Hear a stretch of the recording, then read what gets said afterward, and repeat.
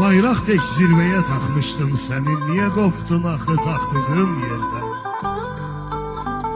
Elə ucalığa koymuştum seni, papağım düşürdü baktığım yerden. Zirveler yaxşıydı ya yerin altı, kim nece yıkıldı elə de kaldı. Kimler baş kaldırdı, kimler ucaldı, ben özümü yıktığım yerden.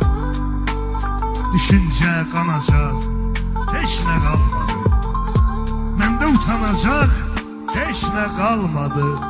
Gördüm tutunacak, hiç ne kalmadı. Tuttum yıkılmağa korktuğum yerden.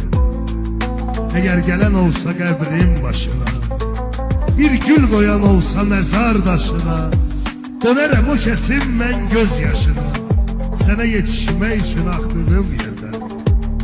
Bütün körpüleri yıkıp gedirəm. Son dəfə gözüne bakıp gedirəm. Dilimi dişime sıkıp yedirəm. Birden adın çıkar sıktığım yer.